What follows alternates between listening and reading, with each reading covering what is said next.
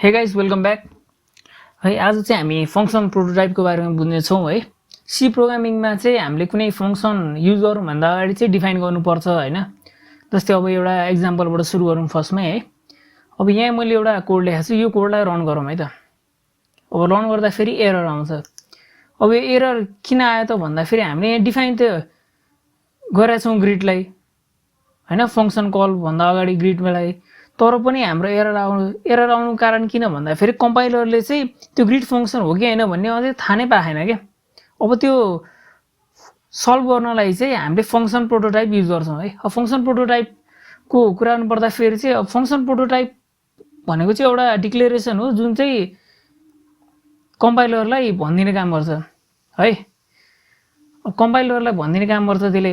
अब कम्पाइलरले के भनिदिन्छ त भन्दा फेरि त्यो फङ्सनको नाम भनिदिन्छ अनि अर्को आर्गुमेन्ट कस्तो टाइप छ भन्नु भनिदिन्छ र त्यो return type of the function.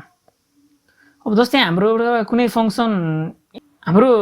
एउटा फङ्सन चाहिँ यस्तो छ भने हैन, यसको प्रोटोटाइप चाहिँ यस्तो हुन्छ क्या। अब हामीले फङ्सन प्रोटोटाइप मेन्सन गरेपछि अब हामीलाई चाहिँ त्यो फङ्सन कलपछि त्यो डिफाइन गर्न सजिलो हुन्छ है। फङ्सन कलपछि हामीलाई डिफाइन गर्न सजिलो हुन्छ। एउटा एक्जाम्पल पनि हेरौँ हैन। म दुईटा नम्बर लिन्छु, ए र बी। एउटाको भ्यालु 7 राख्छु, अर्को भ्यालु 8 राख्छु र रिजल्ट। र म फङ्सनलाई कल गर्छु। पहिला फङ्सन कल गर्नको लागि मैले यहाँ रिजल्ट एड नम्बर र प्रिन्ट एफ युज गर्दै। So we are calling the function. र अब हामी अर्को सुरु गर्छौँ, त्यसमा चाहिँ म एड नम्बर डिफाइन गर्छौँ जुन चाहिँ फङ्सन कल पछि फङ्सनलाई डिफाइन गर्छौँ हैन त। अब त्यसमा छ म इन्ट सम लेख्दै र सममा चाहिँ त्यही एड गर्ने भने जस्तो n1 + n2, number 1 + number 2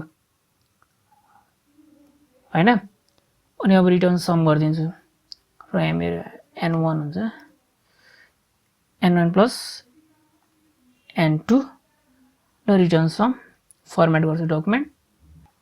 as you can see है, हामीले कोड लेखिसकेको छौँ र अब यो कोड रन गर्छौँ। सो हाम्रो सम छ 15। हाम्रो कतिवटा नम्बर थियो, ए को 7 थियो, बी को 18 थियो। अब यो आर्गुमेन्टहरू कसरी हुन्छ, यो भ्यालु कसरी पास हुन्छ भन्ने चाहिँ अब हामीले अगाडिको भिडियोमा कुरा गरिसकेका छौँ, त्यही भएर मैले धेरै बोलिनँ। र अब हामीले यहाँ देख्न सक्छौँ एड नम्बर भनेर डिफाइन गरिसकेको छौँ है। र अब त्यो एड नम्बर डिफाइन गरिसकेपछि फङ्सन कल त्यसपछि हुन्छ। तर अब यहाँ हामीले एरर पाउँदैनौँ किनभने हामीले मेन्सन गरिसकेका छौँ फङ्सन प्रोटोटाइप फङ्सन कल गर्नुभन्दा अगाडि नै। अब हामी अर्को भिडियोमा चाहिँ स्ट्यान्डर्ड लाइब्रेरी फङ्सनहरूको बारेमा बुझ्नेछौँ है, मेन फङ्सन पनि बुझ्नेछौँ।